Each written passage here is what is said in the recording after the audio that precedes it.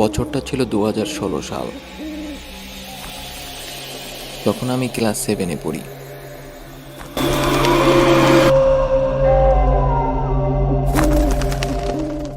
আমাদের বাড়ির পাশেই ছিল সেই পরিত্যক্ত সরকারি বাংলোটা। জীর্ণ, ধুলোবালি মাখা একটা ইট পাথরের কাঠামো। চারপাশে ঘন জঙ্গল আর সামনের দিকটায় দাঁড়িয়ে আছে একটা পুরনো গন্ধরাজ গাছ। ছোটবেলায় খেলতে খেলতে আমরা প্রায়ই গাছটার নিচে চলে যেতাম, কিন্তু কেউ কোনোদিন সাহস করে বাংলোর ভেতর ঢোকেনি। স্থানীয়রা বলতো ওই বাংলোতে কিছু একটা আছে, কিন্তু কেউ কখনো খোলাখুলি স্পষ্ট বলেনি কি আছে সেখানে। এক রাতে আমি হঠাৎ ঘুম থেকে উঠে গেলাম। ঘরের জানালা খোলা ছিল, ঠান্ডা বাতাস বইছে ঘরের ভেতর। দূরে কোথাও একটা কুকুর হাউ হাউ করে কাঁদছিল।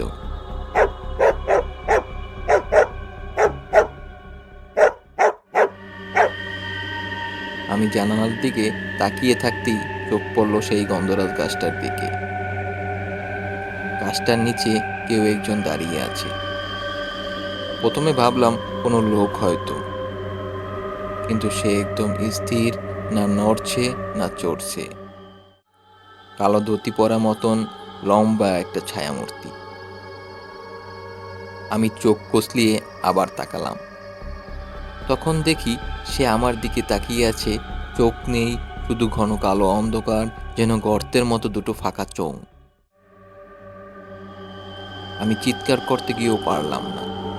গলা বন্ধ হয়ে আসছে, শরীর একটুও নাড়াতে পারি না। গলা দিয়ে কোনো আওয়াজ বের হচ্ছিল না, শুধু বুকের ভেতর দম আটকে আসছিল যেন। আমি মনে মনে কোরআনের আয়াত পড়তে থাকলাম। তারপর আচমকা যেন কেউ আমাকে ধাক্কা দিয়ে উঠিয়ে দিল। আমি উঠে বসে পড়লাম বিছানায়। ঘামে ভেজা গা, ধুকপুক করে চলছে বুকটা আমার। পরদিন সকালে আম্মুকে সব বললাম। তিনি চুপ করে শুনলেন। তারপর বললেন, ওখানে রাতে তাকিও না। ওখানে আগেও কেউ কেউ এমন কিছু দেখেছে। আম্মুর কথা শুনে আমি চুপচাপ থাকলাম। মনে এক অদ্ভুত ভয় ঢুকে গিয়েছিল। তারপর থেকে প্রায় রাতেই আমি অনুভব করতাম কেউ যেন জানালার পাশে দাঁড়িয়ে নিঃশব্দে তাকিয়ে আছে আমার দিকে। জানালাটা বন্ধ করে রাখলেও সেই অনুভূতি যেত না। রাতে হঠাৎ ঘুম ভেঙে যেত আমার, ঘরের বাতাস ভারী হয়ে উঠত, আর মাঝে মধ্যে মনে হতো কারণ নিঃশ্বাস পড়ছে ঘাড়ের উপর আমার।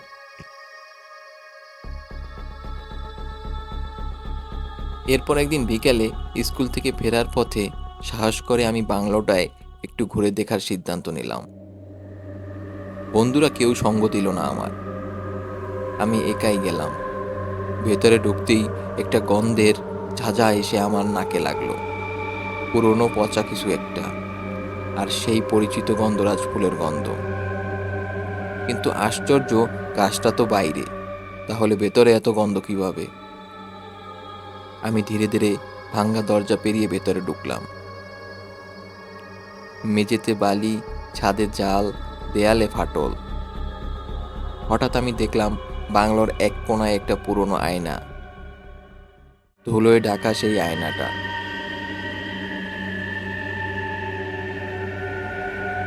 আয়নার দিকে তাকাতেই পেছনে কিছু একটা নড়ল এমন মনে হলো। আমি ফিরলাম, কেউ নেই। আবার আয়নায় তাকালাম। এবার আমি স্পষ্ট দেখলাম সেই ছায়ামূর্তি আয়নায় দাঁড়িয়ে আছে, গন্ধরাজ গাছের নিচে, ঠিক যেমনটি সেই রাতে স্বপ্নে আমি দেখেছিলাম। আমি আর দেরি করিনি, দৌড়ে সোজা বাড়ি ফিরে এলাম। এরপর কিছুদিন ঝড়ে ভুগলাম আমি। রাতে ঘুম আসতো না, সবসময় মনে হতো কেউ বা কিছু আমার পাশে ঘুরে বেড়াচ্ছে। আব্বু আম্মু শেষে এক হুজুরকে নিয়ে এলেন। হুজুর পুরো বাড়ি ধূপধনু দিয়ে ঝাড়ফুঁক করলেন। বললেন এই জায়গায় আগেও কিছু হয়েছিল। এই গন্ধরাজ গাছের নিচেই নাকি এক মেয়ে আত্মহত্যা হয়েছিল বছর 10 আগে। মেয়েটার নাম ছিল রাবেয়া। গভীর রাতে এখনও সে নাকি ফিরে আসে। হুজুর আরও বলেন, ওর আত্মা আটকে আছে গন্ধরাজ গাছের নিচে। বাংলোটা হলো ওর আত্মার কবর, আর যেই ওর দিকে তাকাবে সে একে একে তার ভেতর আলো হারাতে শুরু করবে। আমি বুঝে গেলাম যা কিছু আমি দেখেছি সেটা আসলেই বাস্তব। ও কোনো দুঃস্বপ্ন ছিল না, সেটা ছিল রাবেয়ার ছায়া। এক গভীর দুঃখ, ঘৃণা আর প্রতিশোধে ভরা সেই আত্মা, যে এখনো বাংলোর অন্ধকার কোণে আটকে আছে একটা ফুল গাছ আর পুরনো আয়নার মাঝখানে।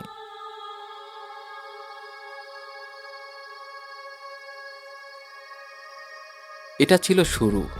এরপর যা ঘটতে থাকে তা আমার জীবনের সম্পূর্ণ পাল্টে দেয়। সেই রাতে আমি আর ঘুমাতে পারিনি। গন্ধরাজ ফুলের গন্ধ যেন আমার ঘরে ঢুকে পড়েছিল। জানালা বন্ধ, দরজাও বন্ধ, তবুও ঘরের মধ্যে সেই একই গন্ধ যা আমি বাংলোর ভিতর পেয়েছিলাম। আমার বালিশ, চাদর সব জায়গায় কেমন একটা স্যাঁতস্যাঁতে হয়ে উঠেছিল, যেন কোথাও থেকে জল উঠে আসছে। হঠাৎ ঘড়ির টিকটিক শব্দ থেমে গেল। নিস্তব্ধতার ভেতর আমার বুকের দুক দুক শব্দ স্পষ্ট শুনতে পাচ্ছিলাম আমি আমার কানে। জানালার পর্দাটা একটু নড়ল, যদিও কোনো বাতাস নেই। আমি চুপচাপ রইলাম বিছানায়, শরীর এক চুলও নাড়িয়ে না, শুধু তাকিয়ে রইলাম অন্ধকারের সেই দিকে। আর ঠিক তখনই একটা কিছুর নিঃশব্দ পায়ের আওয়াজ শোনা গেল মেঝের উপর।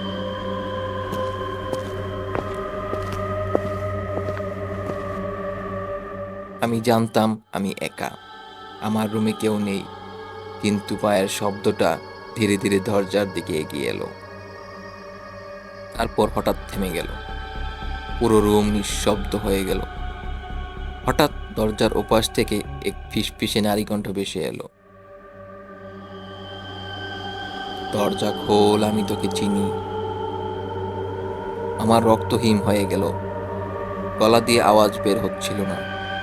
ঠিক তখন দরজার তালার ফাঁক দিয়ে হঠাৎ এক ফোঁটা সাদা জল ঢুকে এলো তেলতেলে, জেলির মতো, যেন মানুষের চোখ গলে পড়ছে।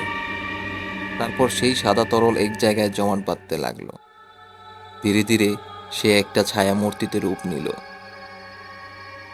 আমি উঠে দরজার দিকে এগোতে যাচ্ছিলাম, ঠিক তখনই ঘরের আয়নাটা কেঁপে উঠল।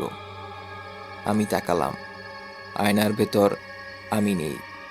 আমার জায়গায় দাঁড়িয়ে আছে একটা মেয়ে, ভেজা চুল, বেসে থাকা চোখ, আর মুখে এমন এক হাহাকার যা কোনো মানুষের নয়।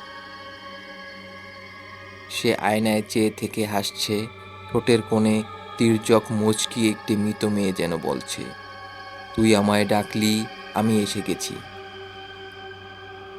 আমার শরীর লাফিয়ে উঠল বিছানা থেকে। আমি দরজা খুলে ছুটে বেরিয়ে গেলাম, কিন্তু ঘর থেকে বেরিয়ে বুঝলাম আমি এখন আর আমার ঘরের ভেতর নেই। সব কিছু বদলে গেছে। চারপাশে ঘন দোয়া, ছাদ নেই, দেয়াল নেই। আমি দাঁড়িয়ে আছি সেই সরকারি বাংলোর মাঝখানে, ভাঙ্গা আয়নাটা সামনে, আর আমার পেছনে সেই গন্ধরাজ গাছ। রাতের আধারে হঠাৎ ছপ করে একটা ছায়া ঝুলে পড়ল গাছ থেকে, একটা মেয়ের মৃতদেহ। গলাটা তার পেছনে মোচড় খেয়ে বাঁক হয়ে আছে, চোখ দুটো খুলে আছে একবারে ফাঁকা ফাঁকা করে, যেন হঠাৎ তাকিয়ে দেখছে আমার ভেতরে কি আছে, কি লুকিয়ে রেখেছি আমি নিজে। আমি পেছনে তাকালাম, মেয়েটার মুখ একটু অপরিচিত নয়। ওইটা তো ওই মুখটাই যেটা আমি আয়নায় দেখেছিলাম, সেই রাবেয়া। তারপর হঠাৎ করেই একটা হাহাকার, একবারে করুণ, বুক ফাটা চিৎকার করে বাংলোটা কেঁপে উঠল, আমি মরিনি, আমাকে তোরা বাঁচতে দিসনি, শেষ। তারপর সেই ছায়া লাফিয়ে এগিয়ে এলো আমার দিকে। আমি দৌড়তে গিয়েও পারলাম না, পা মাটিতে আটকে গেল। সে আমার কাছে এসে কানের কাছে মুখ এনে বলল, তোর শরীরটা অনেক ভালো, তোর শরীরটা আমার দরকার। আমি চেঁচাতে গিয়েও পারলাম না। তখনই চারদিক ঝাপসা হয়ে গেল, আমার মনে পড়ল আমি তো এখনো ঘুমিয়ে আছি। চোখ খুললাম সকালবেলা, বিছানায় পড়ে আছি। মা বলল আমি রাতে 1টা থেকে 3টা পর্যন্ত দাঁড়িয়েছিলাম ঘরের এক কোণে, নড়ছিলাম না একটুও। চোখ ফাঁকা ছিল, যেন ঘুমিয়ে থেকেও জেগে আছি। আম্মু ভাবছিল আমি হাঁটতে হাঁটতে ঘুমিয়ে গেছি, কিন্তু আমি জানি আমি ঘুমিয়ে গিয়ে বাংলোতে গিয়েছিলাম। আমি জানি রাবেয়া আমার শরীরের ভেতর ঢোকার চেষ্টা করেছিল। তারপর থেকে আমি স্বপ্ন আর বাস্তব আলাদা করতে পারতাম না। ঘুমের ভেতর চলতো যাত্রাপ্রতিবার সেই গন্ধরাজ গাছ, সেই ঝুলন্ত দেহ, আর আয়নার ভেতরে আমি নই, সেই হাহাকার দেওয়া সেই নারী অবয়ব। একদিন হুজুর এসে বললেন, রাবেয়া তোকে পছন্দ করে ফেলেছে। তোকে ছাড়া তার আত্মাও মুক্তি পাবে না। তার সঙ্গে আর কেউ কথা বলিনি বহু বছর ধরে। তুই প্রথম তাকে দেখেছিস, তার কথা শুনেছিস। এখন সে তোকে ছাড়বে না।